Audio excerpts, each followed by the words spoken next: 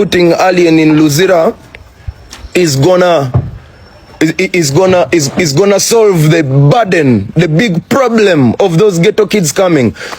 Baterezeze ebibuga babirongosezzawo naye baali banyakulira amasimu tebakyaliwo kubanga ebibifo byabagagga. Mulowooza baddawa ababaana kati baliwa mumulowooza bagendawa ababaana bemulaba ku gaali ng'oli nze nina omwana mukwano gwange Ryan oyo yalinga mu magaali Ivan Killer but I'm with them tubava mu magaali kati bonzijjawo olowooza bagenda lagawa. You can't just pluck me. Naddala ku misango mbwa akasimu mbusimanya omuyimbi gwe mwasibye akasimu ke mwamusibidde kagula mu closet ye nga ajja ayambala ogenda okuyimba ku show. Mukirowooze musobola omuleka ebweru nawoza bw'aba yamenya amateeka ne mumusalira ekintu ekimbonereza ekigwanidde but you can't just noveri ng'omuyimbi mbu no please no. Alien Skin is a pure example of a nation yes system eri failed.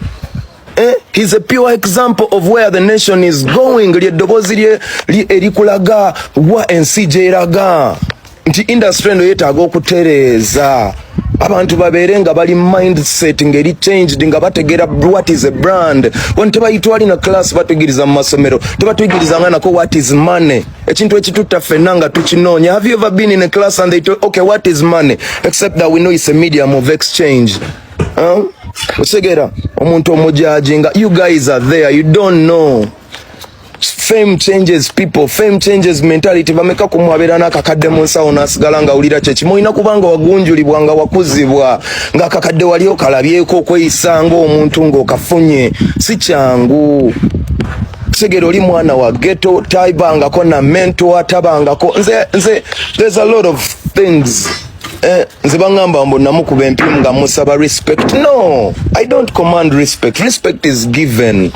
Netwalina obutakkaanya ku lyaso zange nga aze mu ngeri ey'enjawulo gye sijja kuddamu bayeyo si ensonga kati ensonga eri nti omuntu akyuka n'avaawo nawe omulamuzi waliko bebi nemulekerawo okulaba abayimbi ng'abato buli ddakiika they change and basobola okubeera ne direct contribution to our nation and our government.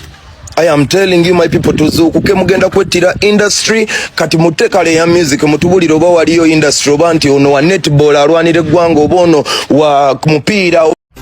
Runesa Properties yifeba kabaka mu kutunda amataka g'ebyapa n'ebibanja era nga tukuletedde estates ne ploti ez'enjawulo okwetola eggwanga lyonna ku ssente ez'owansi okutandikira kakadde kamu n'ekitundu okugeza Nakifuma Kateete 25 ku 5 ku miliyoni 1.5 5 ku 10 ku miliyoni 6 Namalirika Kuukulu 5 ku 10 miliyoni 6 25 ku 5 ku miliyoni 1.5 tulina ploti ebugema okulira n'emabega wa university 5 ku 10 ku miliyoni 12 zokka na 5 ku 5 ku miliyoni 6 zokka nga kwoteeka offices of Esangwa Kasangati ku 10 okulira na Equity Bank tukyalireko leero tukutuuse ku ttaka ly'ekirooto kyo ate ku bbeeyi layisi ate nga ku Runesa Properties tukuyambako n'okulaakulanya ettaka lyo nga tukubira pulaani z'amayumba ez'omulembe kwoteeka okuzimbira okumanya ebisingawo tukubire ku noti 774 12 07 10 ne ku noti 704 27 41 28. Runesa Properties, let's guide you home.